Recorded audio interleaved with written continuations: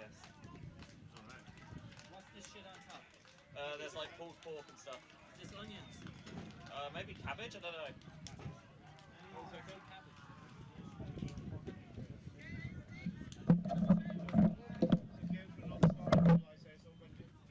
Oh, happy days. In which case, should we go for a pint? Again, can I stay here because I'm set up here, or do you feel the need to stand on the other side? You're going to be forgetting how to do intros, or... I'm looking forward to this game. Congratulations to Lithuania.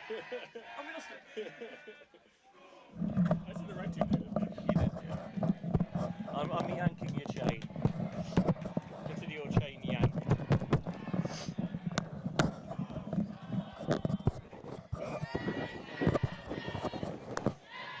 Come on, stars, bitches.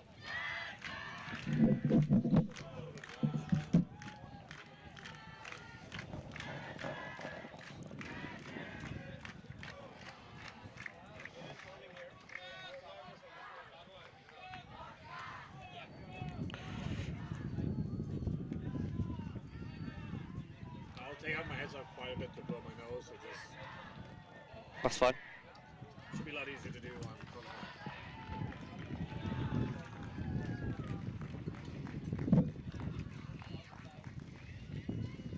We are ready to roll down the that's 30 seconds before you go on. Yeah, I'm good.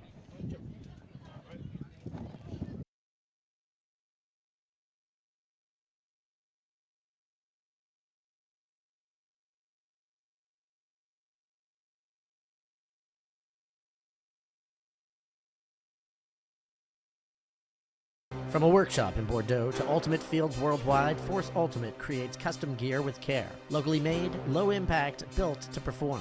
No outsourcing, no shortcuts, every piece crafted in-house by skilled artisans. Built to withstand every dive and sprint, this gear is as tough as your game. Your sport, your team, your Force. Why choose Force? Exceptional quality, eco-friendly production, and every kit is designed with your team's identity in mind.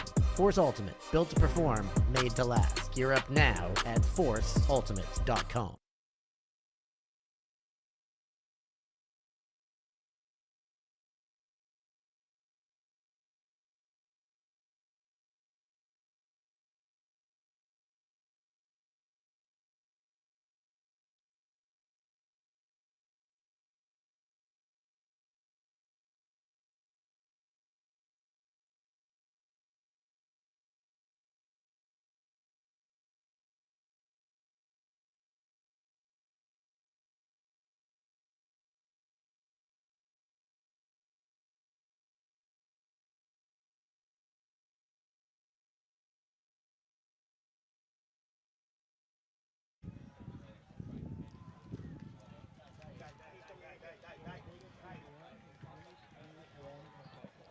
Good afternoon, everybody. Welcome back to EYUC, the European Youth Ultimate Championships 2025 edition.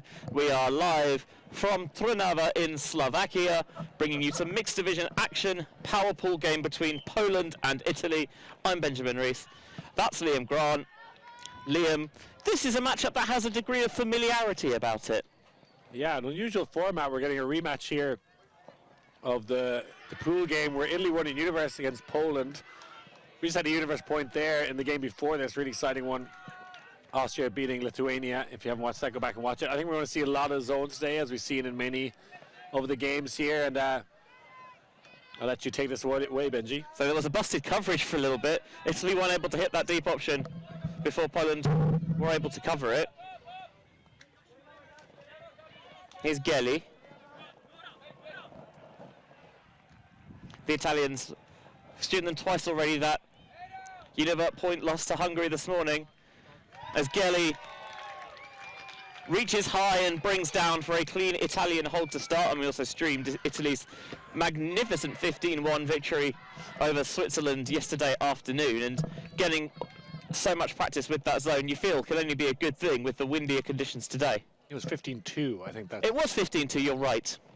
I called that game, and it was a really good zone from Italy that completely flustered Switzerland, and Italy coming out here in downwind, playing against that Polish zone and making light work of it. I think they're the best kind of zone offense you'll see in this mixed division is this Italian side.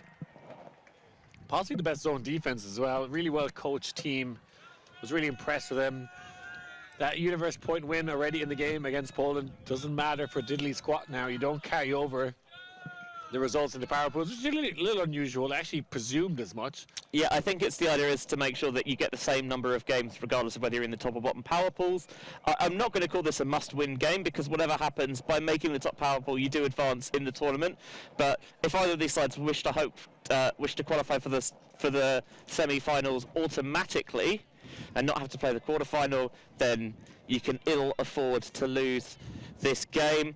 For Italy, their first game of the weekend was that 14-13 victory over the Poles. They beat Slovakia 15-3, Slovenia 15-1, Switzerland 15-2, and then tasted defeat for the first time this morning, 11-10 against the Hungarians. For Poland, they started with a 15-3 win over Slovenia, then the universe point loss in the first matchup against the Italians, a 14-9 victory over Switzerland, 15-12 over Slovakia.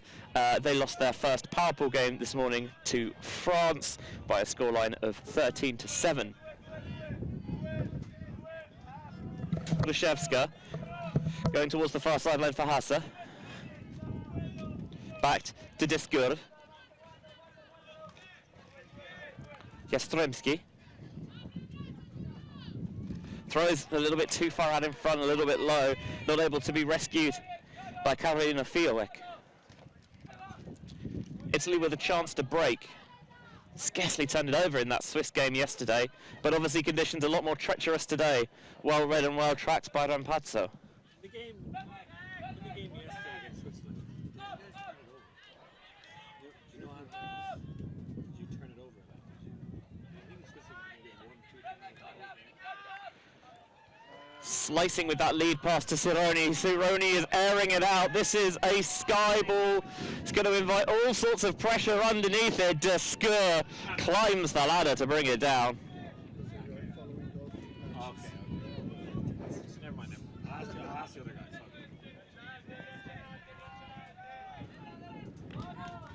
That throw picked off by the Italians. Another break chance here. Sironi, I wonder if he's going to be a little bit more circumspect in possession this time. Looking for a short option and finds one. Rampazzo wearing the stylish Italian tracksuit bottoms. Right leg, excuse me, slightly rolled up. Taking the break on, just about splitting those two defenders. And Sironi can't hang on to it.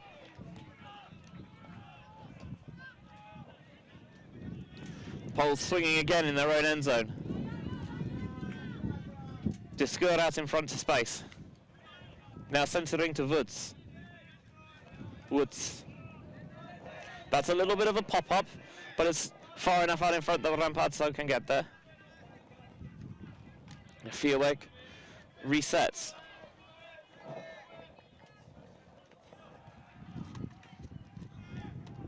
Italians just trying to make the Poles work the short game here, and that opportunity works for them. They steal down the inset line, and Manuel Bruni is able to get the block and then quickly picks up.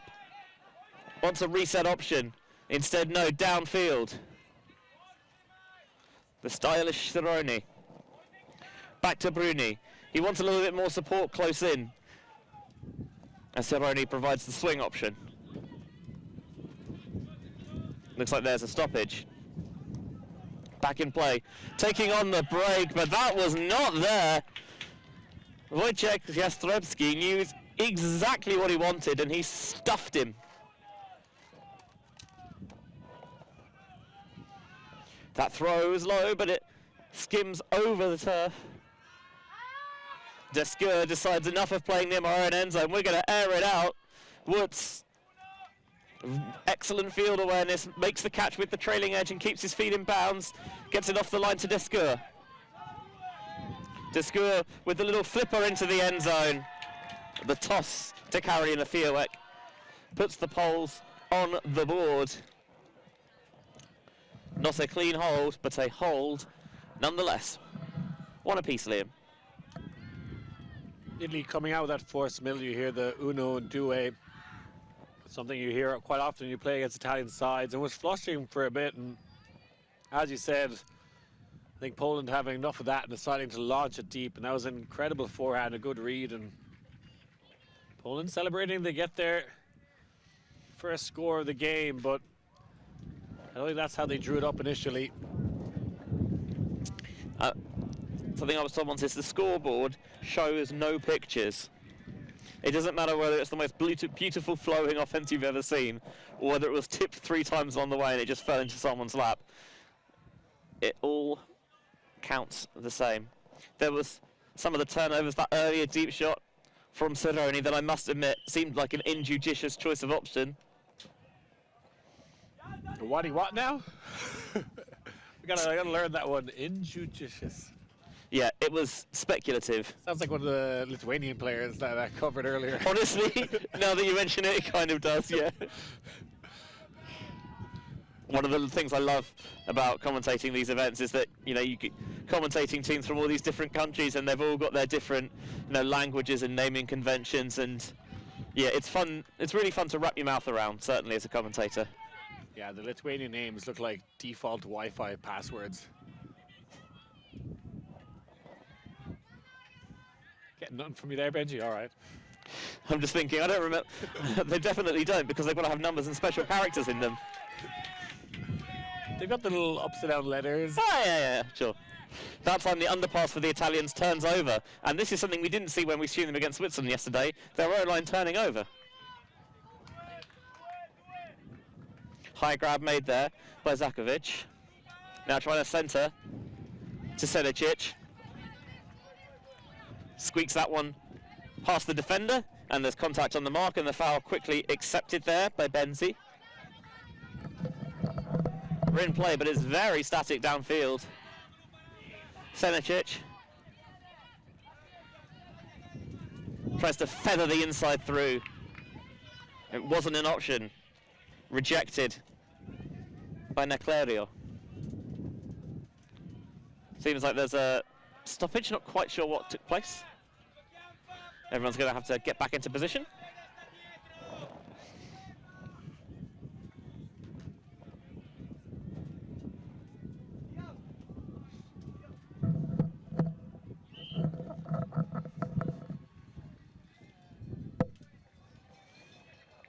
Checked in, stays with Benzi.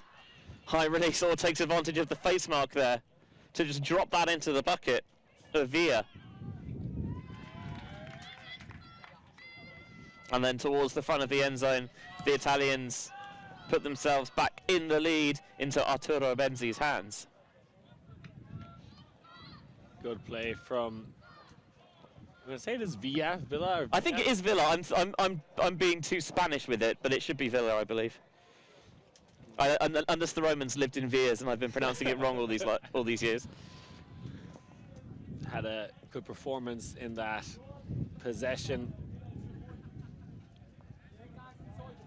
Brilliant from her, and yeah, some good small ball offense outside the end zone, just bouncing around, creating space. That's nothing new from the Italians. They are very comfortable in those smaller spaces. So good start from both teams. Just downwind hold so far. Definitely Italy had the better break opportunities. Yeah, going right to left the wind as you look at it from the main camera angle, so towards the end zone where Italy are at the moment.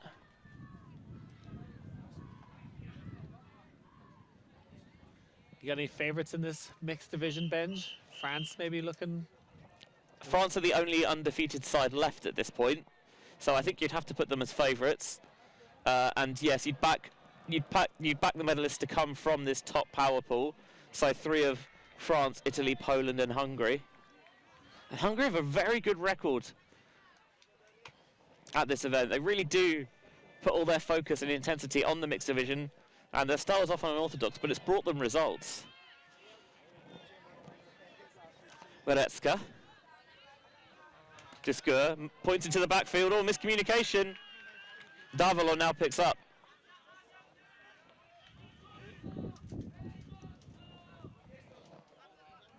We know how tough it can be to score in this right-hand end zone with the wind fighting against you. Dolci. Mascagni Trying to put a bit of air underneath it. Cerrone to the back. Wow, what a throw. Because in this wind, you need to have some real confidence to take that on, but he sat it out wonderfully. Just a lot of spin on that forehand. I think the main thing, a lot of spin and power, because you're going for that outside in quite high as well. You have to have a lot of spin to stop the wind taking it away, and just read it perfectly. The wind kind of then slowed it down and made it easy for Cerrone to run onto. Brilliant from Italy. See again, they went for that quick transition. Immediately, the handler Max picking up the disc and said, let's get this game going here. I mean, more and more teams are getting used to that. I remember when I, first started playing, it was very much someone turns over, okay, don't pick it up quickly. We be slow, we be methodical. But now I think teams are practicing playing in transition more, taking advantage of maybe the opposition not being quite in the right places. And the way I've had it described to me in a oh-so American way is it's a lot easier to tell someone whoa than giddy up. Which I was like, yes, okay, that's very American. It's not the way I would describe it. But if you're used to playing with pace, then actually it's a lot easier to take the edge off than it is to going slow, and then all of a sudden you need to go fast because you do feel rushed, and that often forces execution errors or poor decisions. Yeah, I really like the quick transition. I think that tactic for many years of taking your time to pick up was a bad tactic, and still exists quite a lot in the sport. I think there's times where it does make sense, but for the most, in all sports, transition is such a big thing, whether it's football or rugby or anything like that, and you should use that opportunity to exploit defenses. It's why I'm a big proponent of catching your Ds, because one thing that allows you to do, along with the other benefits, is it means instantly you're an offense and you can start attacking in the opposite direction. You don't give your opponent time to adjust. Descour really quarterbacking the offense out here, happy to go every other.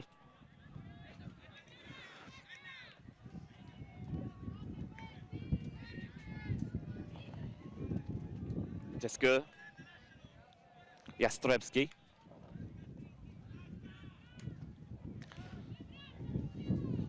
Looking quite unflustered at the moment, just calmly, gradually ascending the mountain towards the end zone. And with this wind, it really can feel like a steep, sheer climb.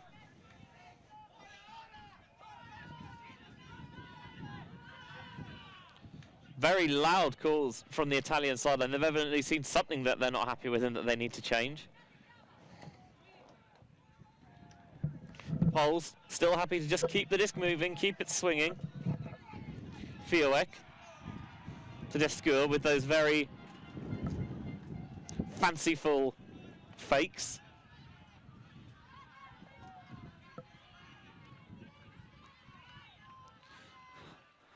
Look at this throw and go. Descour is running through them. I think it's Italy, we're playing that zone and trying to transition out of it, and we just never really did effectively. Couldn't find their matchups, and Poland exposed them on their transition from zone defense to match defense. Descour looking like prime Talister out there, although admittedly in a slightly different frame. But just did such a good job. This is key for me here, where they slow it down and then just a quick little bang and then go, redirect the flow of traffic. That change of direction, the first step quickness that the Italians found it really difficult to keep up with.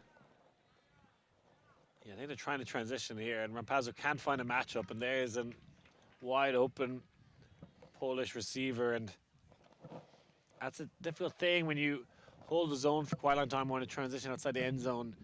Very difficult to find your matchup, and particularly in mixed, you're often looking for, a particular gender you want to match up against. And I think there are some times where in the transition, especially if you're in the red zone, sometimes you need to, get rid of that sometimes inherent notion of, okay, I need to find my gender match. And sometimes you just need to say, this player's close, they're dangerous. I've just got to try and stop that going. Yeah, I think initially just protect the end zone, match up people who can potentially score, and then filter out when you can. But good score from Poland. They got broken, and did the difficult thing of scoring upwind. Yeah, clean hold as well. That'll give them a lot of confidence. So an opportunity, if they get the break back now, going downwind, that would be big for them in this game. for the Italians. No time like the present, apparently. Matarota, who was very impressive yesterday. Gelli on the end zone line. Thinks about forcing the way in, instead takes the sensible reset to Villa. Italians so crisp in the way they execute. A little bit of float, not a problem. Villa into the end zone for a slightly underwhelming score for the Italians, and honestly, I don't mind that. It's just, okay, calm, get on the field, do our job, get off again. It's very business-like. Exceptional flow there, and you wouldn't even think they're going upwind on that possession. Just really well organized, this Italian side. I think they're growing into this tournament as well. I think they keep getting better and better. And Italy not necessarily famed for having strong teams at juniors in the mixed division or under 24s. Generally, they tend to put a lot of stronger players in open women's, but just looking really good at this mixed side, playing some good mixed ultimate. Yes, 100%, I agree with that. And it's partly that they've got kind of that depth of that talent pool that, you know, that they can put 3 strong teams out, which is just a huge credit to kind of the strength of the nation generally. But you're looking at players who have already played and won medals in the single gender divisions, who are now choosing to come over and play mixed, which is another good sign for the health of mixed ultimate in Italy, because that's kind of the one thing that's missing. You know, we've seen La Fossa win a European title in the past, we've seen Shout capture Euros on multiple occasions at this point, but they've not really had an Italian mixed team in the club level, at least, really push for those medals. Margherita Mixed, not an Italian club team, no? I mean, it begins with an I. For international, obviously. Having said that, though, Padova Rangers will hope to pick up their first bit of silverware at EUCF next month. Descura wants a little bit more support. Doesn't see it, so he's just going to dish it off. They run a throw and go with Woods. Jastremski.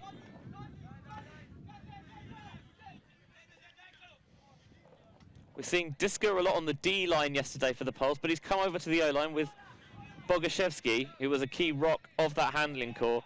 He's not cleated up on the sideline, he's just in his socks, so evidently he must have picked up a knock that's keeping him out of action in this game, and that is a big loss for them, Liam. Yeah, but Disco's doing a great job actually playing some zone offense, and sometimes you can have players that are just particularly good at that.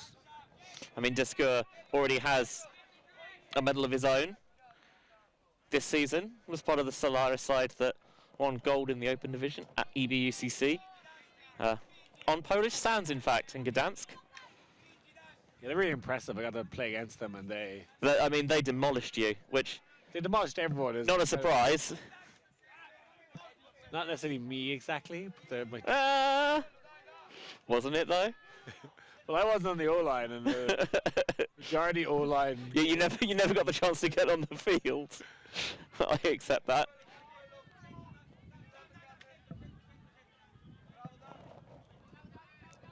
Yeah, Solaris, I tipped them to get a medal potentially at Worlds. That'd be a big ask, but they look like the best. At World Beach Clubs, I would say next year, I'm tipping them to get a medal. Well, I mean, I imagine that would be very similar to the Polish Open roster in Portimao in November. Here's Jastremski.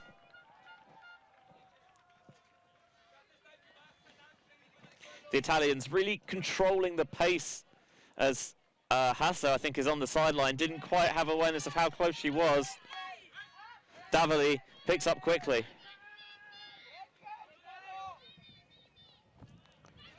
The swing pops and floats and goes back into Polish possession.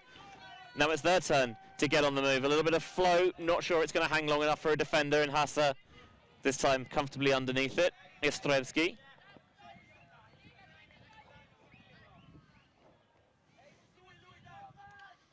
And the Italians again, they're just trying to slow things down. There's a floater into the middle that Nani picks off.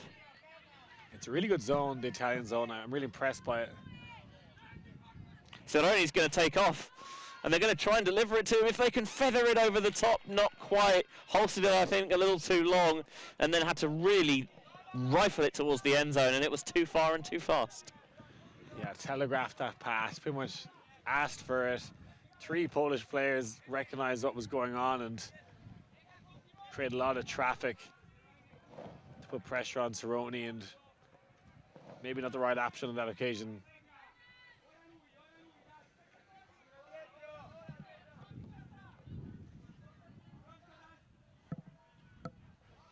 So the Poles, again, trying to work against the Italian defence and against the wind, which is not as strong as it has been at points in this game, but it's something certainly to be aware of. And the Poles opting to utilise one of their timeouts here, Liam.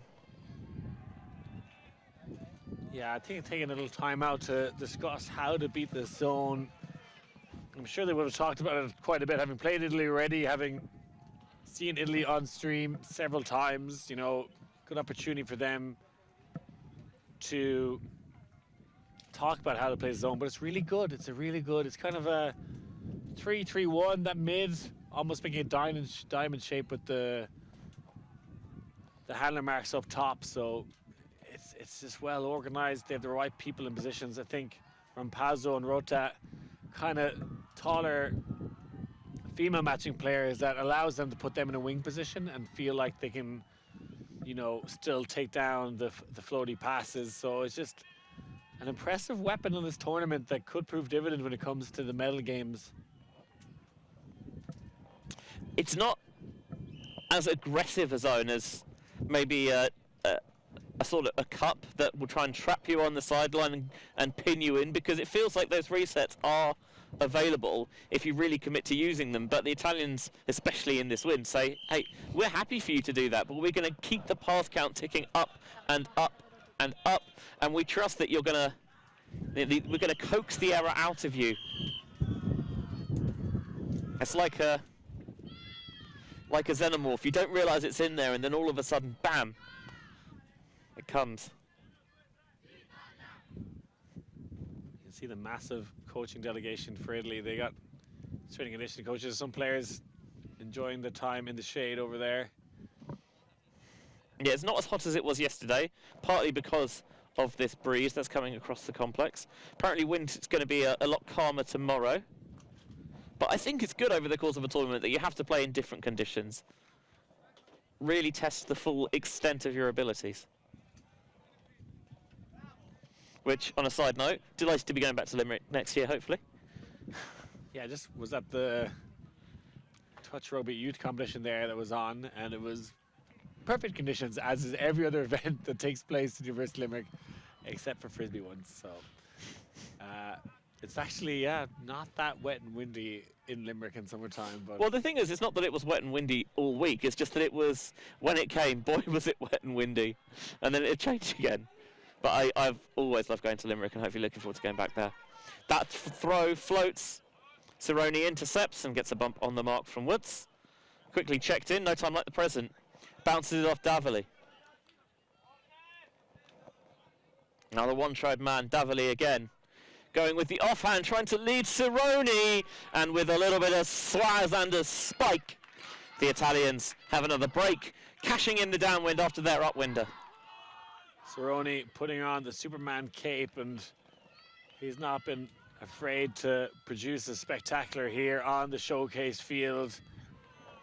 And off to an early lead now, Italy, and it was early on in the tournament, went to University Point. You feel like Italy looking like the dominant side now. Well, it's interesting because you've played Ultimate long enough that you've heard this many times. It's tough to beat the same team twice. But Poland look a little tired, perhaps, and maybe they don't have the same strength and depth as Italy do. Italy, every time I see them play, it looks like they're getting better and better as the tournament goes on. That's something you have to do in these long, week-long tournaments, is grow as a team.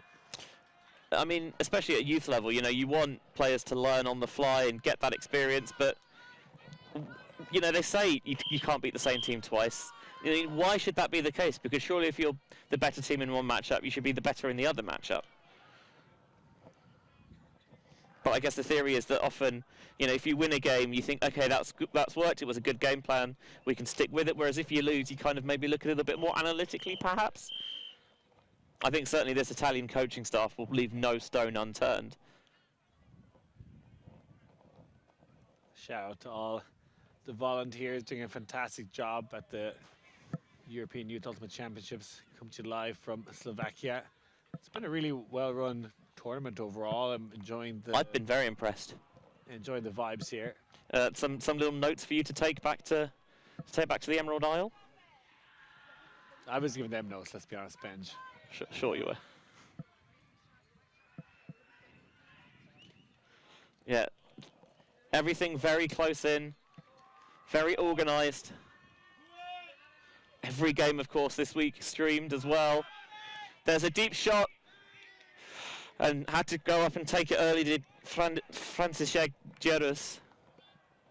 The Italians able to create enough pressure. Rampazzo. Now to Davoli. Really going to try and fire the flick into the wind. It was a good read on it from Wojciech Jastrzębski. Wojciech climbing the ladder there, showing off his athleticism.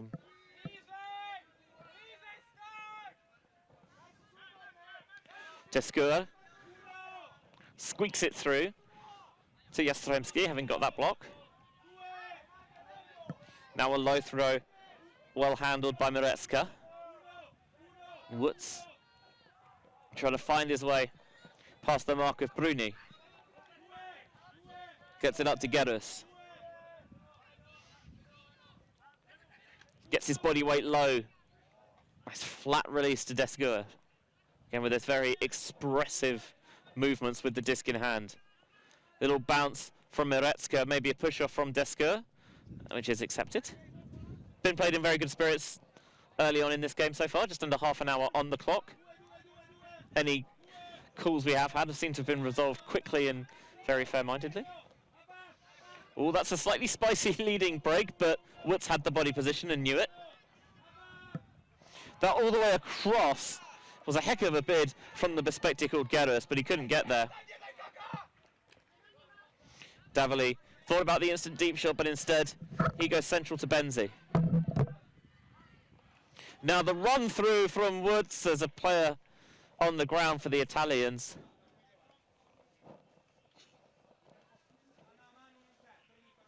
I feel like the discussion here might be that Woods came through him, but they are going to say any contact was incidental and that the turnover stands.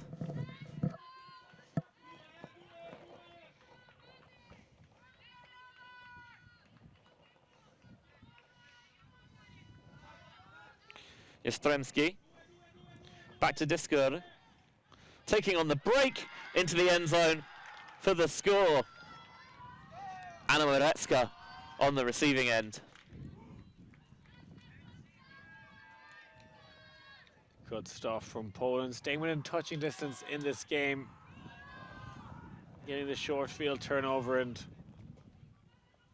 some good cuts out of the stack.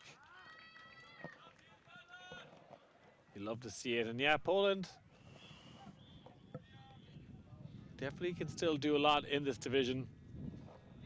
Beautiful weather in Slovakia today. As we said, a bit of a wind, but in many ways ideal ultimate conditions. Okay, there's an upwind, downwind kind of a vibe, but both teams well able to score up and downwind. I like a bit of wind.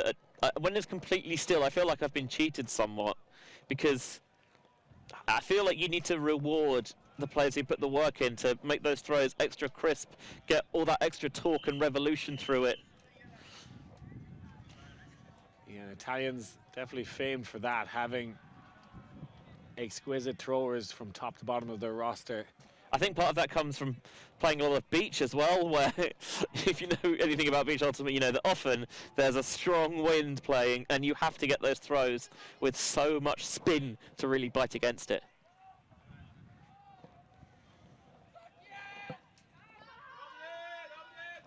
Rolling pool that the Italians failed to stop not once but twice. And in the end they pick up on their own end zone line, and that really has buoyed the Polish sideline. Such a small thing fielding the pool, it feels like at times, but it can have such an impact Gelly coming underneath, now trying to put it on a line downfield, and just could have done with taking something off that. Not a bad option, but running out of space. And this is a big moment for Poland. Haven't had a huge amount of break opportunities.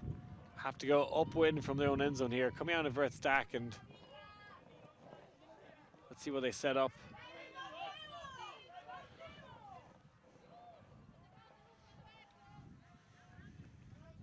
Very physical matchup for that player isolated underneath. Kerecki. Senicic collects the short one. For Roziak. Now they've got it, but struggling to move it quickly. Petrov Ganev. Back to Senicic. Squeezes it past the bid. Oh, no, the second attempt they nearly got it, but the defender must have done enough to just distract and make them lose focus. Villa picks up on the second opportunity, but a throw's too far for Gelly. Sort of execution errors we weren't necessarily seeing from them against Switzerland. That throw could be absolutely anyone's, and it's off the hand of Anthony Petrov Ganev.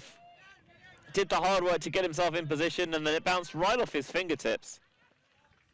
Say fingertips. I think it was even further in than that. Italians calling for order out of the entropy downfield. High Stool trying to scuba it to space, and it works a treat for Arturo Benzi. And that is in a little bit of trouble there. High Stool count.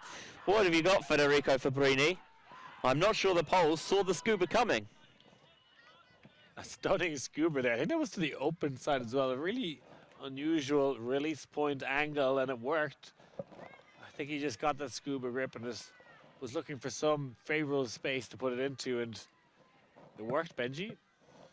And I often judge players on how they hold the disc and what they do between stall 6 and 9 or 6 and 10.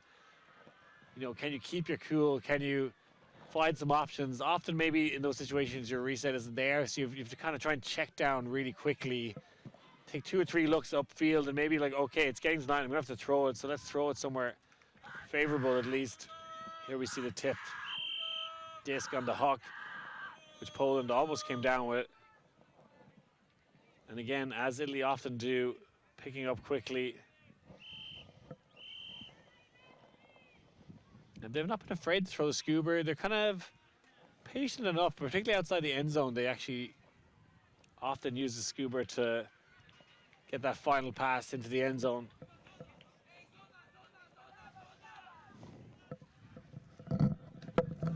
Pisco finds Woods behind the front line of that Italian defense.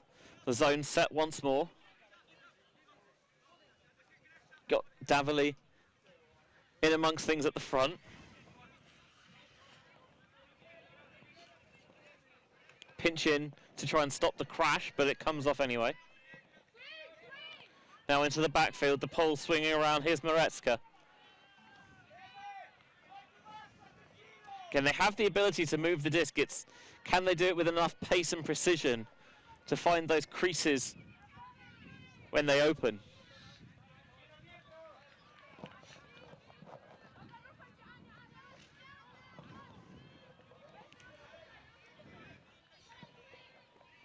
Won't be able to see them in your picture, but Gruszewska's just a little loitering, I think waiting for Cerrone potentially to fall asleep.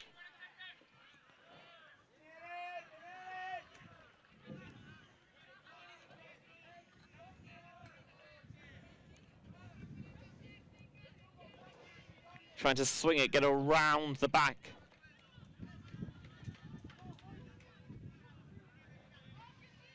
John Barnes would be proud. That one looking to feed it into Discour.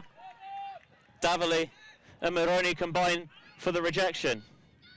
Cerrone now. To Rampazzo.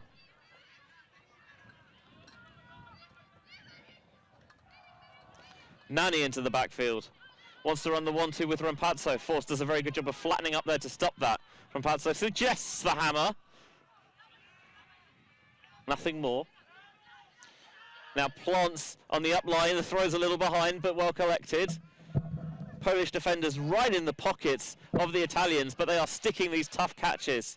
Davoli. Oh, that one's low. I'm not sure he kept that up. My instinct was it was grasped.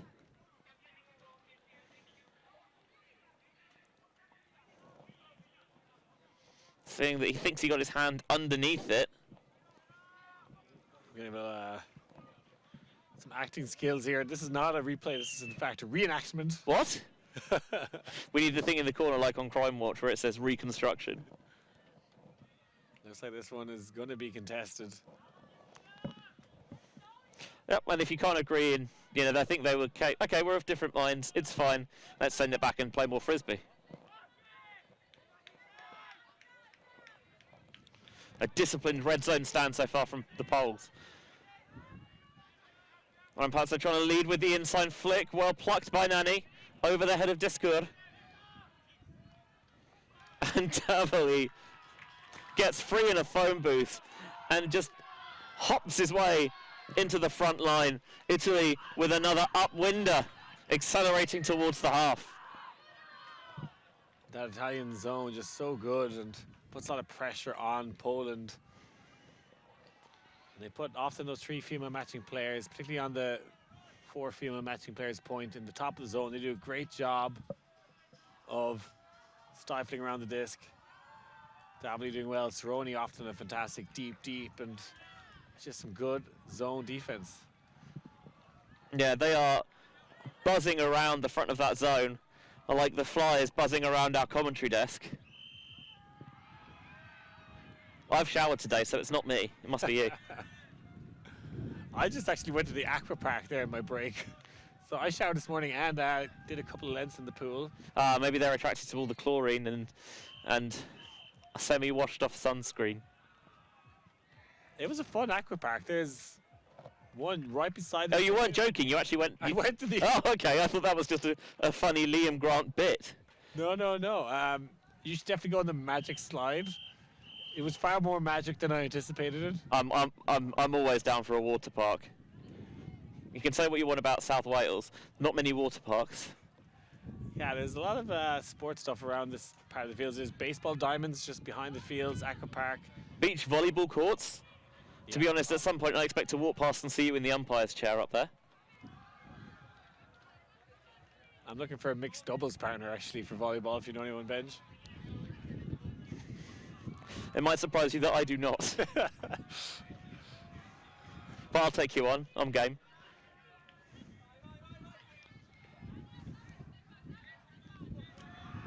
I think I might have you on volleyball, Benji, but I think you have me on Nintendo Switch. You've been putting in the hours most evenings. I've got a fever, and apparently the only prescription is more Balatro.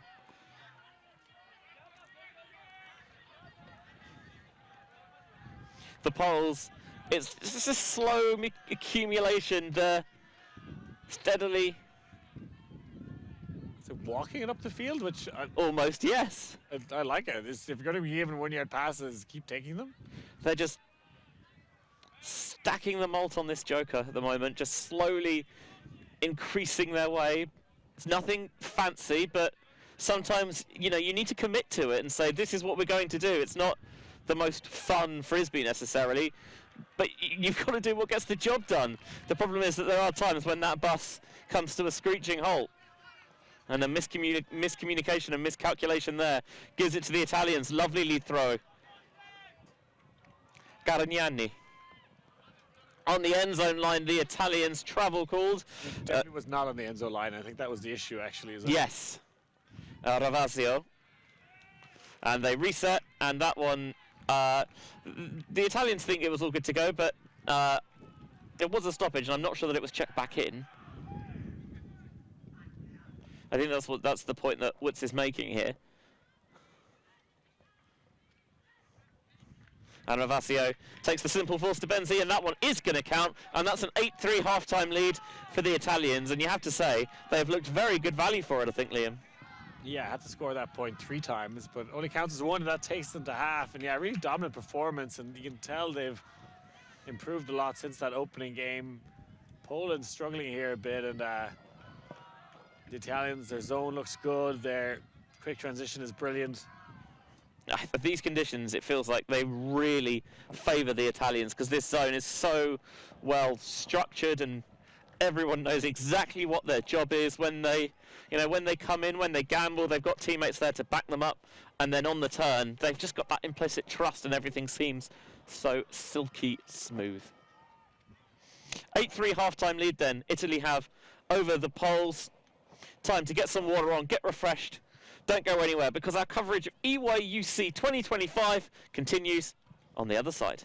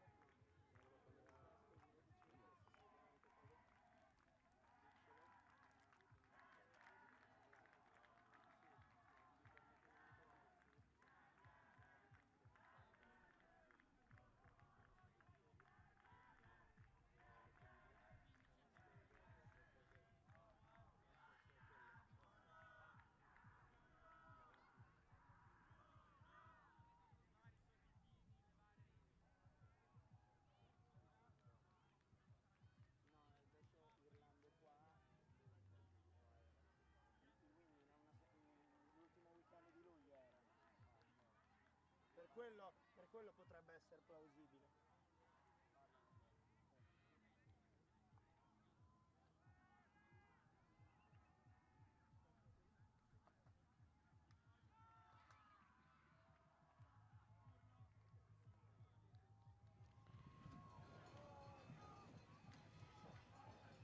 EYUC, the European Youth Ultimate Championships 2025, live from the fields of Trnava, Slovakia. Half-time in this mixed power pool game.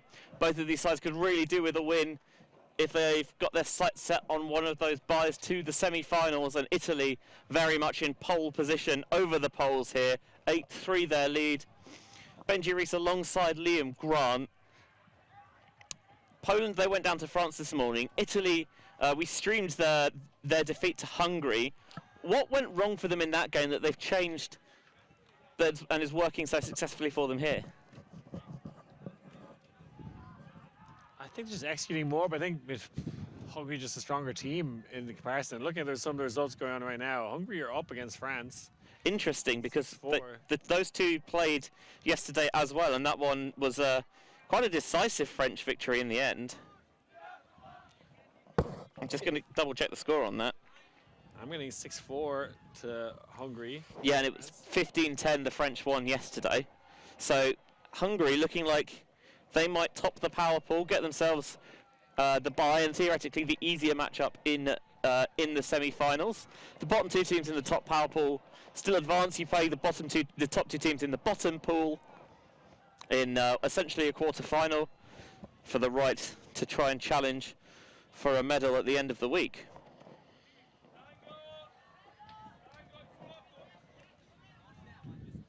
Wouldn't be surprised to see Switzerland back in the bracket play. They're up 10-2 on Israel mixed. But yeah, Hungary looked really good. We also have one open game going on at this time. France up 10-5 on Germany. Second half then underway. The Poles on offense going in the downwind direction, although the wind is not as fierce as it has been. big yardage gainer there. Hase gets it off. Woods goes back to Jastremski.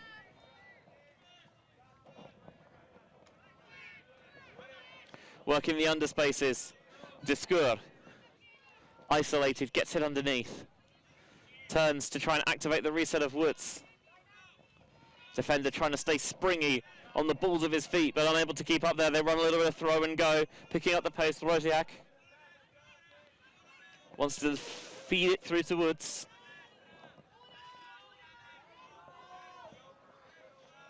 Looking for the leading break to space, an acrobatic effort, even if it came up empty.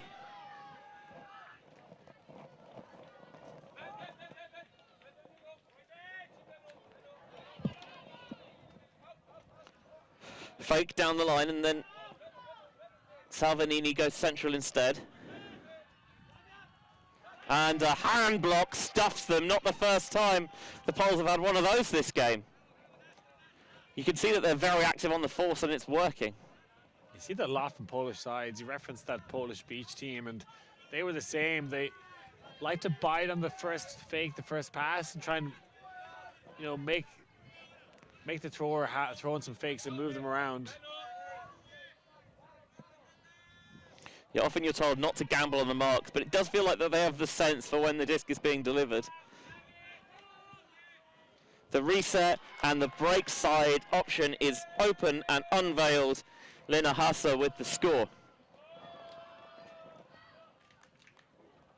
Big moment for Poland. You felt like they needed a score to stay in contention of this game. It'll be a big ask, though, to fight their way back into this one. Italy have been so clinical on offense. We've seen that all tournament long. Certainly on the live stream, anyway. You see good patience here. Call that the little shotgun reset where you kind of run in behind. Works really well if you are free. You can carry that momentum onto the break side and then get that continuation cut, carry that flow. I mean, it's why you have that tight vertical stack in the end zone. You give yourself the two clear spaces to attack. And if all the defenders are on the open side and you can find a way to get that break side space, it's often, yeah, good night for a defense. One of our wonderful volunteers who do such hard work, and tournaments don't run without them, of course. So a huge shout out to everyone who's giving their time to help put on the championships here in Slovakia. First time I've been here for Frisbee. I've been in and out of Bratislava when EYUC was in Győr in Hungary 6 years ago. Doesn't time fly? But first time I've ever actually commentated on Ultimate out here, and I have to say, I'm very much enjoying it. We had a little explore into Trnava last night, and it's a lovely town. Little Rome, they also call it. I wonder if there's any little Romans on this team. Oh, well, there's a few, and some not so little ones as well. Looking down the line, into the end zone, and in for the score, Alice Ravasio. And when the Italian O-line, it feels like there's such a professionalism about it. You know, when they score, it's like, yes, of course we scored. That's what we're supposed and we're expected to do. A lot of them just take the resets, kind of feel like they walk it on the open side at times, and looking like a well-oiled machine, this Italian O-line. Yep, 9-4, that makes it to the Italians. 90-minute games, or games to 15. If you haven't reached 15 by that 90 minutes, you finish the point, add one to the highest score, and that becomes the new score limit. The game ends when you hit that. As it is, 50 minutes in, Italy look like firm favourites. But favourites to get to 15 before the time cap. That's my bet. The thing is, I think in Youth Ultimate especially, it really does seem to be a game of runs more than it does at the senior levels, where, you know, maybe, I think understandably when you consider the age of some of the participants here, you don't necessarily have that emotional level and balance, and you do get those kind of bigger swings of energy. When it goes your way, it feels like you're unstoppable, but I feel that perhaps you are susceptible to the lows as well as the highs a bit more.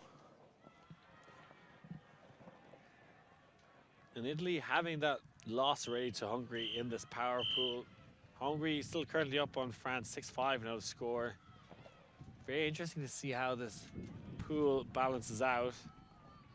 Feels like Poland are in a tricky position. If they were to lose here, there'd be 2 losses, and you feel like they're not getting the easy road to semis. It could be a 3-way tie between France, Hungary, and Italy. I wouldn't be surprised that happened. France, a very strong side as well. But yeah, France, Hungary, and Italy looking pretty good here. Feels like those are the 3 medal favourites, but as to which way that might shake out, you know, you'd have to of course let that play out on the field. And Poland, I think, if they you know, do a little bit of problem solving, they get players back fit as well, then certainly if things break right and they put it all together, they absolutely can come home with some silverware, in my opinion.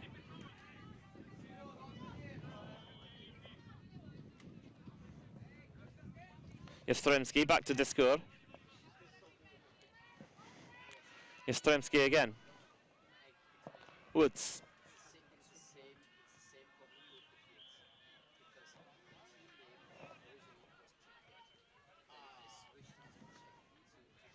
Hasser on the far sideline, swings all the way across. Now Discour finding Morecka.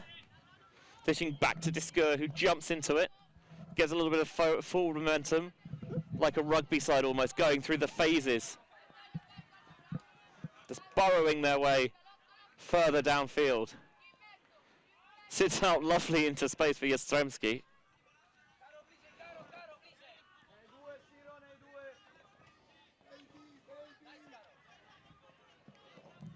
EYUC. Back to Discour, who is really trying to drive them downfield here. Jastrzębski. The Woods, who provides assistance. The inside lane was there, defender bid, that's going to leave him out of position. Poles can't quite capitalise quickly. But now they might find an opportunity. It's a matriculation downfield. They're looking to graduate with honours. A floater, but should be plenty of time for Morecka, and is. And they've got this wide swing available. Woods, does he see the continuation, or Discour has it in the end zone as well for a Polish score? That's the first time I've seen the Italian zone look a bit sluggish at times. They were slow to get across the field. I think credit Poland, though, from going coast to coast keep the Italian defense chasing. They get their hold, but they need to do much more than that. I was really impressed by the Polish commitment to using the width, and quite often I think when we've seen teams go from one side to the other, they've used those intermediate passes quite a lot, but this time it feels like the Poles were happier to cut out that middle player a little bit more and really go from sideline to sideline quickly, and that does spread apart the front line and create those gaps to feed the disc through.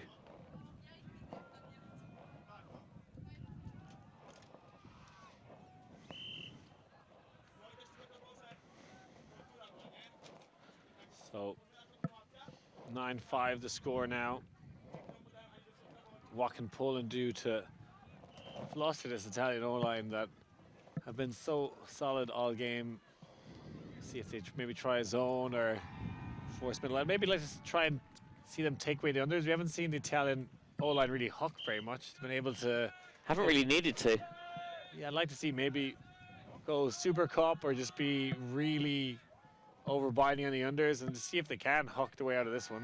Because a couple of times when they have aired it out a little bit more, they've not quite got the range right. Gelly this time holsters. Doesn't like the option in the backfield. Going wide, high, but caught by Ravasio. Gelly again. Sounds like a forced middle from the Polish sideline.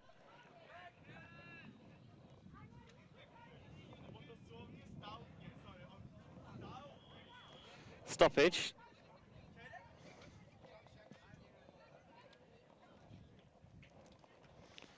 Gelly engaged in discussion with Bartosz Kierecki.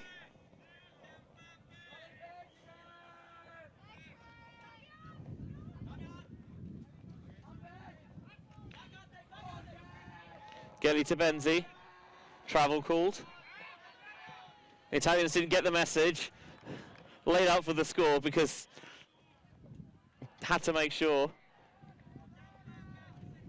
But it is going to go back to Benzi here.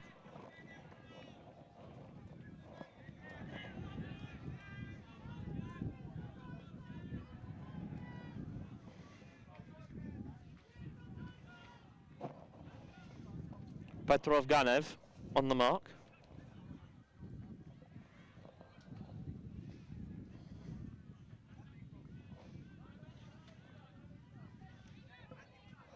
Benzi looks a bit of a dandy with the neckerchief, I think. Wouldn't go as far as to describe him as a cad and a bounder necessarily, but some slight air about him. It's a very active force from Poland there. Yeah, it tried its best to stop it, but they couldn't. Hit Gelly on the near side, and he zips it into Ravasio for the clean Italian hold. I'm not sure we've seen a turnover since the interval, actually. Been very clean from both sides. That suits the Italians. I'd say they'd be happy to trade it out. Wouldn't be surprised they got more breaks, but the O-line very happy to waltz on and walking down the field at times. Not enough pressure coming from Poland. It's been their forces has been the best way to get blocks and turns from Poland, but I think they do need more to shut down the other game, shut down swings and just bait them deep. Yeah, I think I'm with you there. I mean, you have players with some height and physicality that you could have as a backstop almost. Someone like Gerus, for example, just really patrolling that deep space. If you fronted players and said, "Go on, then, give it a go." Because if I know anything about Junior Ultimate, and I don't, if you give players that option, they often want to take it. But then maybe I've just been commentating with Doc too much.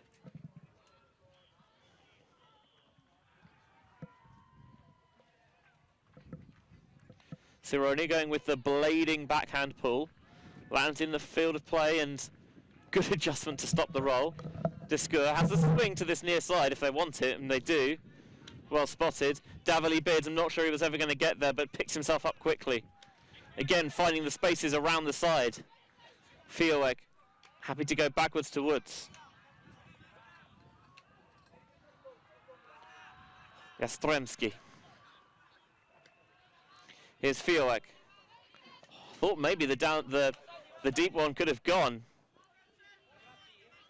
The Poles just suggesting it, hinting at it, but not releasing it. Choosing to air it out over the top. Cironi got a read on it, foul called by Gerus.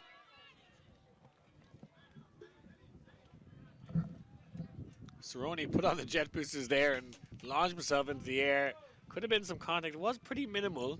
I think he did his best to avoid contact, but there was a small bit of contact. Yeah, I think it's the case of Gerus going backwards, and it's always tough for him with Cironi, who's kind of got the momentum going forwards towards the play. And in the end, they say turnover stands, but it is given right back as it thunks off the chest.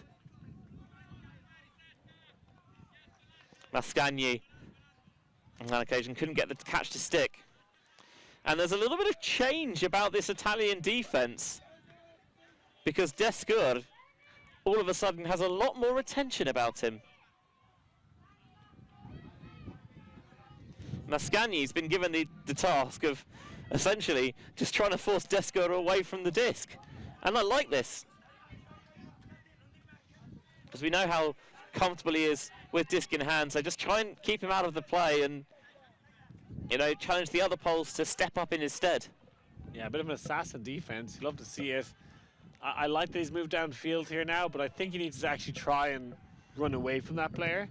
I've seen this happen a lot, and people started standing still. Do you ever watch Cedar Hines did it at the World Juniors against France World Junior Final? They assassined him, and he did a great job of, when you're being covered by match defense, essentially, you got to play match offense, as if you're playing match the whole way and run away from the person. People just stand still as this is now, and you're playing 6-on-7 at that point. So I would like to see him actually trying to run and get free. But he's going to saunter his way down into the end zone. That's going to make it very easy for Italy.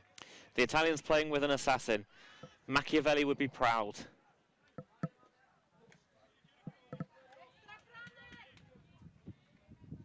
Gerus. maybe with a tease of a push pass. But instead they go backwards, and Wood's in the centre now, where they've got both sides to aim at. Going wide, a floater, but Geddes should get underneath and does. Now trying to play with pace. Woods outside the end zone. And Geddes with a little hop into the end zone for the score.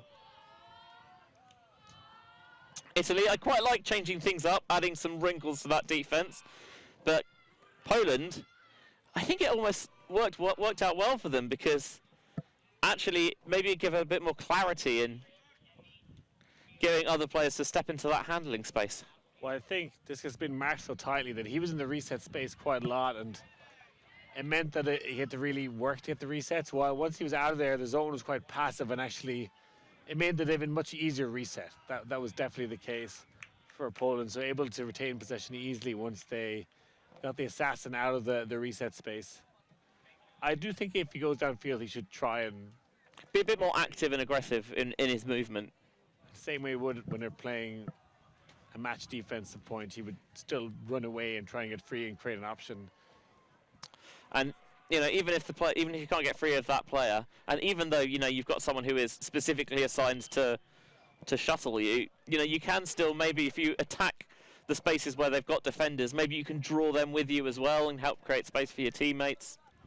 Yeah, I often think if you are being an assassin, sometimes sprinting deep can often create a scenario where the deep goes with you well, and suddenly two people are marking you, which then that is a good situation.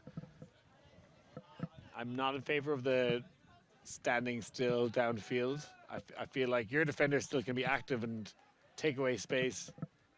I mean, I love the standing still downfield, but that's not an accurate reflection of what you should be doing necessarily. Fabrini. Now the Poles are making them air it out, but it works to perfection. Wonderfully weighted put from Benzi. Mattia Gelli has the goal to make it 11-6. Yeah, they were asking questions of Italy, can they hook it? And turns out they can. Fabrini put that on a platter. Beautiful shot down the wind. Nice touch on that forehand. Again, I probably liked the idea from Poland of trying to take that the unders away, but maybe just a really good team, this Italian side. They might be. They might be.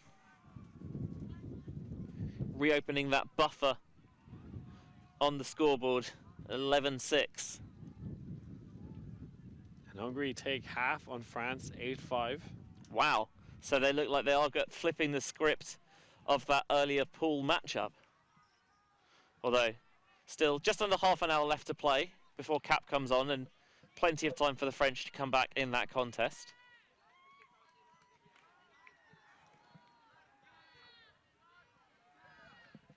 Yeah, looks like Hungary in a great position to take the #1 seed in the tournament and in this pool, and that would be quite something, because I do think there's 3 notably strong teams, that is France, Hungary, and Italy. So you're expecting as #1 seed, maybe avoiding one of them and either getting, possibly Poland or whoever they cross over against in the semi-finals. So, it's unusual to have a power pool like this where you have essentially all the best teams in one power pool, or best teams so far anyway.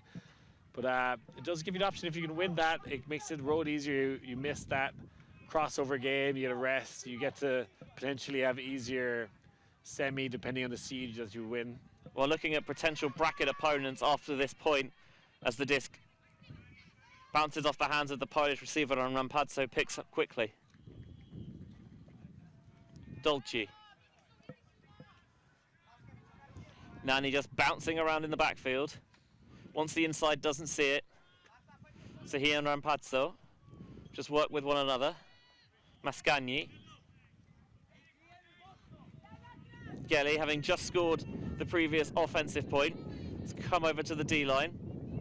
Stall out called.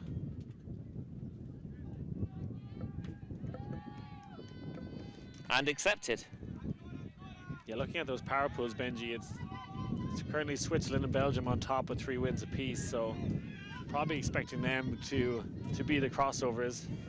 Yeah, those two have yet to face each other. When they do tomorrow, that'll decide who they end up facing in the quarterfinals, should they win out in the lower pool.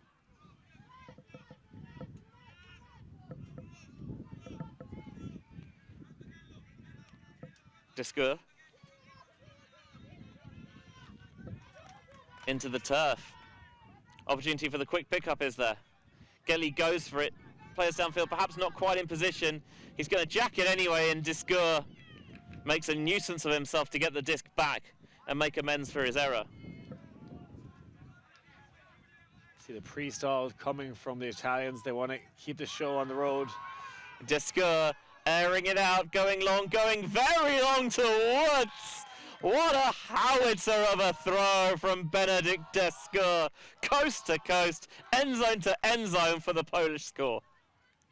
Sensational forehand throw. Such a good weight in it as a downwind throw, so you want that flight pat where it's quite high and falling into the hands of the receiver, and he did that to perfection. Allowed the wind to carry it downfield, and yeah, Discour showing his worth here. Fantastic shot. Little Selly as well.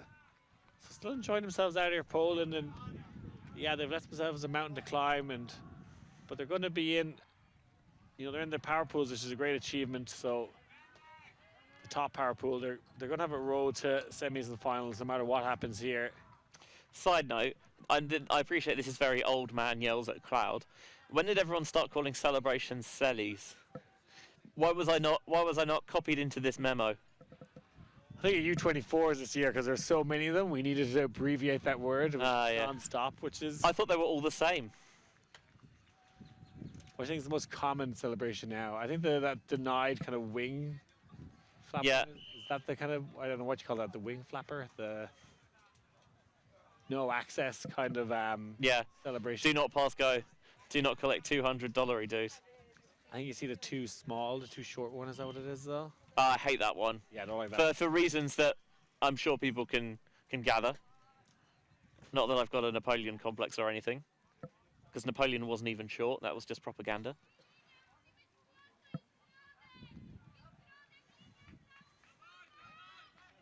Senicic pool, so 4 female matching players at this point. Football. Great kick. Getting a few yards out of that one, but it's going to be taken back. Yeah, sadly this is ultimate, not Calcio, so just going to put it back in position. It was, yeah, no intention behind it, but a little bit of levity added to proceedings. Gelly looking downfield. Tilts inwards slightly to access more field. Now leading into space, Fabrini. Stoppage. Don't think there should be. I'm presuming it's travel being called here, in which case. I think Fabrini is suggesting that. Really? Because I don't think I was. I don't think I had travelled. I think it was just my momentum. I assume that's the discussion going anyway. I can't actually hear it. Yeah, I think in those situations, just take the step backwards and keep playing. To be honest, don't know if it's. I think it's worth discussing. I don't think you should anywhere in the rules. I think travel calls shouldn't stop play. I think you just accept it, and if this has been thrown and motor away. And that one, how on earth did Fabrini create that? The ghost in the machine. I think Fabrini just decided to show off there a little bit. Like, hey, you're going to call travel me? Well, I'm going to end this right now with a exquisite inside throw, and sat up really well. Let's try downwind. He got such a nice touch on that. Wasn't a large window, but he hit it so well, and was frustrated with the travel call. And he's locked into the discussion again here. Yeah, this is going to sound mean, I don't mean it, but almost a little bit of arrogance with the throw. Like, yes, this is a tight window with a weird angle. I am going to fit it in there. And I like that he had the confidence and the swagger to take it on. Yeah, the Italians just playing at another level right now. And we've seen him a couple of times here on the live stream field. Get to 15, well within the time limit. Probably on court to do that again. It's just a few little stoppages slowing him down, but They are so lethal with the disc in hand. Listen, they've got a full box of tricks. Plenty of rabbits in hats and aces in sleeves.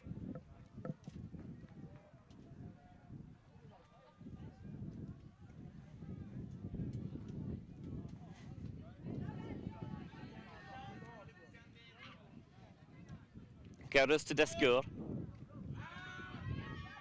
This time it's the Poles shooting for the long one, and it's on the money to Morecka. Descour turns around. Was there ever going to be anything else? Scoring quickly again, Poland, and enjoying their deep game, which is great and is the right thing to do in this situation. I think try and score quickly. And if it's there for you, why not take it? And maybe give an opportunity to cross over some of your O-line players, as they haven't had too much running, the Polish O-line, in the last 2 possessions. So maybe we'll see a crossover point here. If they want to try and get back into this game, they need to do something now. Elsewhere in this round, in the open division, France have seen off Germany by a scoreline of 15-9. Switzerland have just wrapped up a 15-3 victory over Israel in the mixed division. You won't see that on the website because I've literally just seen it happen on the field. Beyond this one, Hungary have a 9-5 lead over the French and look on course to give themselves the bye to the semi-final and the possible #1 seed. Yeah, I think it could be a dead rubber then, that Poland-Hungary game, if things stay the way they are, because Hungary would have 2 wins. Yeah, they would have beaten both Italy and France, who are the other teams who could finish on 2 wins. So huge for France. If they want to get that #1 seed, they need to find a comeback. Massive from Hungary. They can essentially, if they win out this game and Poland hypothetically lose this one, they'd be 2-0. Poland would be 0-2. They could afford to rest players. They can rest players. I don't get the bye. I don't necessarily see them doing it because I think they'd take it handy. Like they are definitely not that deep of a squad, Hungary, that they had to stack lines for sure against Italy. So I think they would. I think everyone would play, but they'd run loose lines, that's for sure. I think you'd have a hard job keeping some of their stars off the field, though. It seem like they want to be able to out there to play every point. Oh, a lashed forehand across, but it's too far out in front for Gelly, and the head on the hands in frustration. Federico Fabrini wants that one back. Yeah, I'm sure Hungary would play everyone, but they're not like they would be. I think they could benefit from that resting players, or at least to play the zone they have, play passive, don't injure yourself, don't hurt yourself. You know, if they are going for the gold medal, which I think they are, I'm sure they are. I think they have to take that advantage and save legs, and it means that France versus Italy game tomorrow is tantalising because it's not a quarter-final, but it would give you that bye into the semis. Senicic was looking for the up line there, unable to connect, and that is devastating. Taking advantage and punching it in instantaneously. A 13-8 lead, Italy within 2 of victory.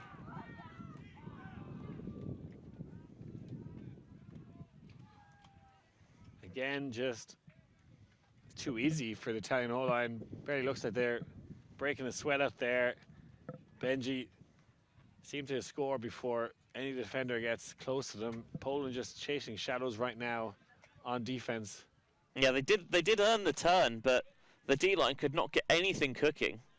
And it's tricky for them because maybe you want to cross some of the players over to the D-line to get the break.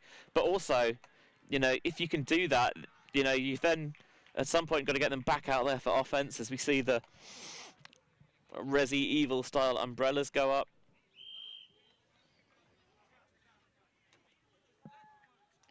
Yeah, they're in a tricky position.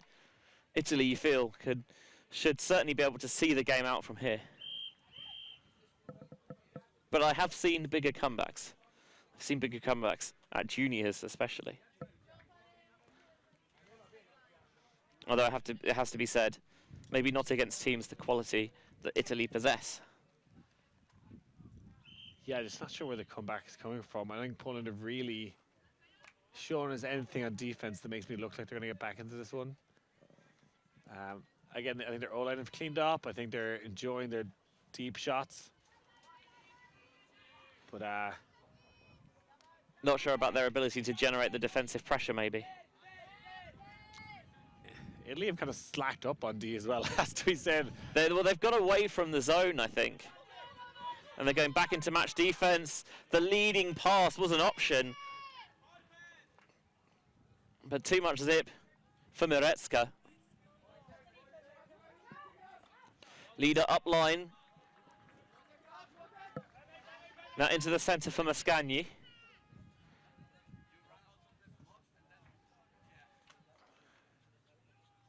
The violation.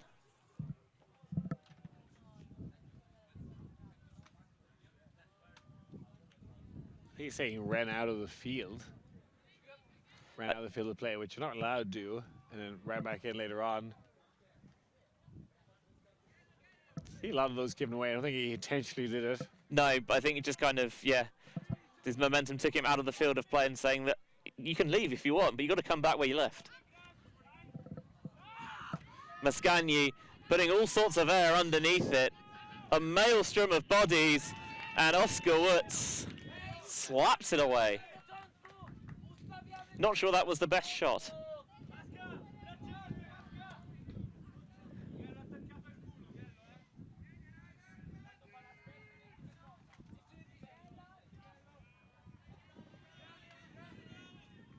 So the Polish offense once more. Feel quite disconnected downfield. Does leave them a huge underspace if they can find a way to access it. And the Italian defenders are in close quarters.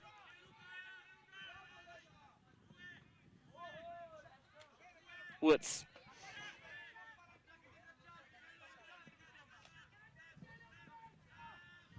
On the inside lane, unable to connect. Rampazzo.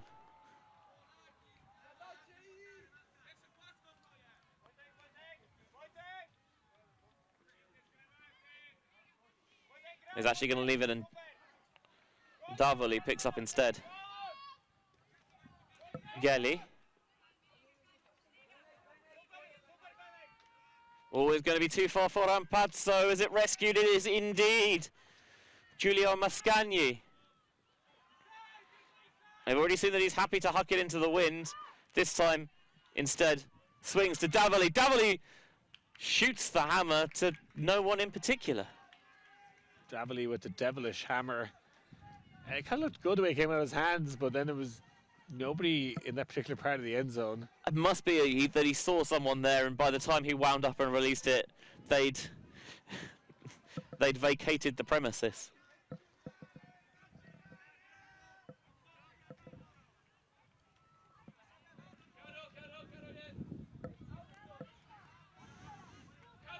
Stall rising. Discour in his own end zone. I think he says enough of this, let's stretch it, but a layout hand block. That is enormous from Davoli. He knew exactly what Discour wanted. Gelli followed up on the end of it just to make sure, but I don't think it was ever going into Polish hands at that point.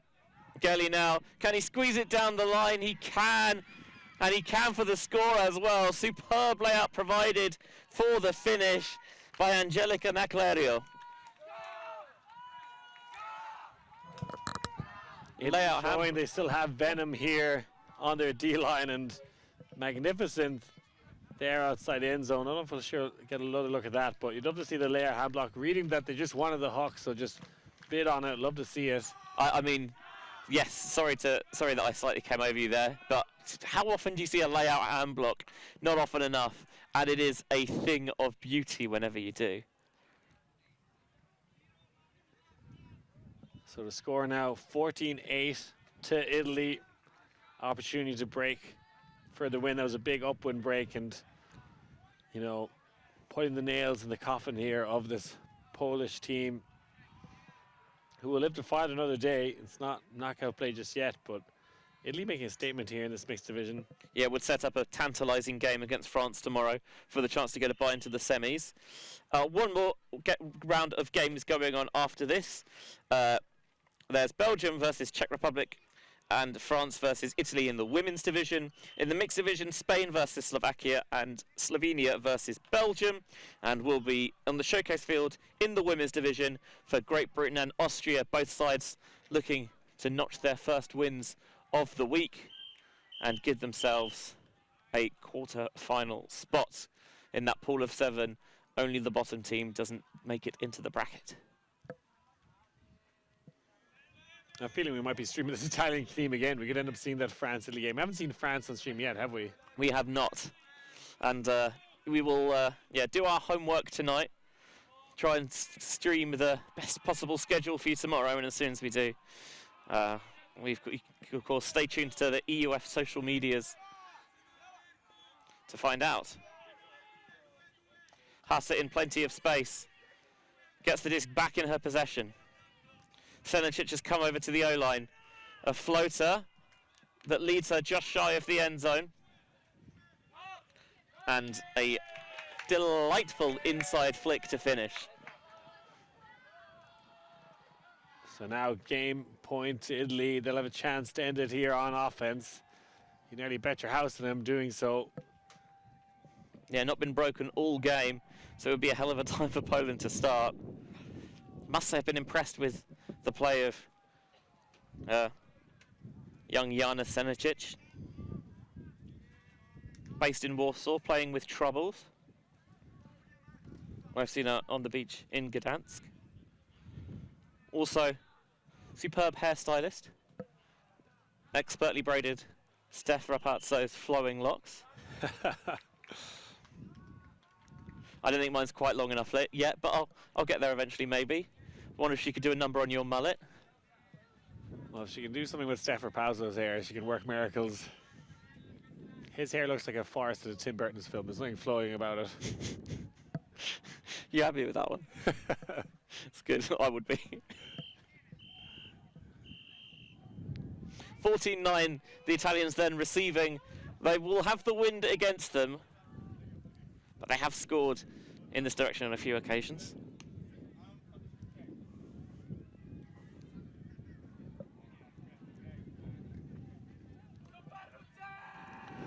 Woods with the pull.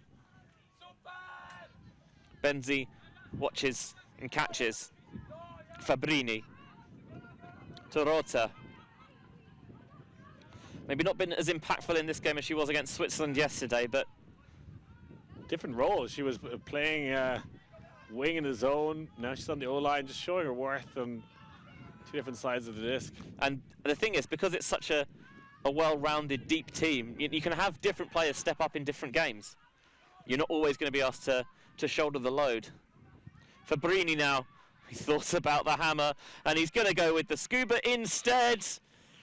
Tried to toe the line, but did Ravasio. Should have went with the hammer. Maybe he should have done. Should have gone with the thumber, actually, because then the edge would have angled it back inbounds rather than the scuba, which was taking it away slightly. I will never stop advocating for it, Ian. He would never have done that if it was a tight game and it wasn't for the win. He just wanted to do something cool to end the game, which I appreciate. I think you have to throw upside down for the winning goal. That's a rule in the sport, right? Sure, why not? Gelly getting very active on the force. You see, just getting that foot high just to dissuade the deep backhand from going.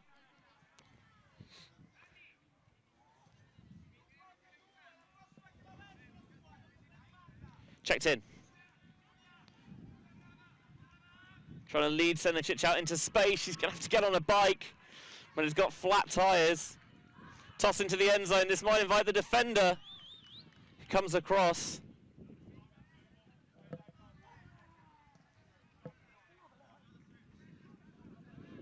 And there is a discussion about a foul.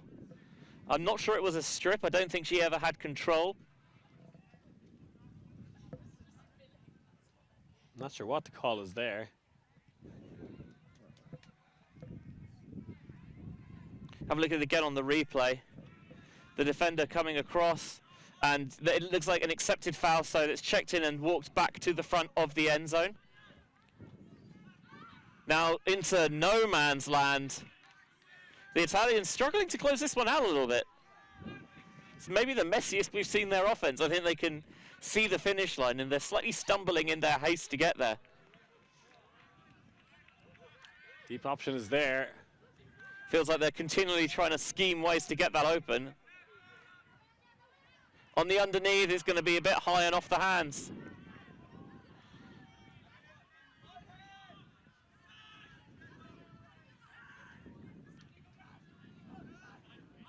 Gelly trying to sit it up into space. Benzi rises highest. Floating it across the end zone, batted away, it's still alive though. And caught for the victory by Fabrini. The risk if you do not catch your D is exactly that. And Fabrini finishes and launches it into the sidelines. The Italians will seal the 15-9 victory, Liam. A bizarre end to the game. Italy have been so good on offense. This final point, they were a bit Not their bad. best. Yeah, not their best, but they found a way. Fabrini following the play, and he had a sensational game. It was a rock for this O-line, and hard luck to Poland, but Italy just too good in the end, Benji. Yeah, a tightly fought game, but Italy in the end just had too much quality for their Polish opponents. One more game left today then. Going into the women's division, we have GB. First time we're seeing a GB team on the showcase field this week. They are taking on Austria in the women's division, but in the meantime, final score in this mixed power pool game is Italy 15, Poland 9. Benji Rees, Liam Grant, we will see you on the other side.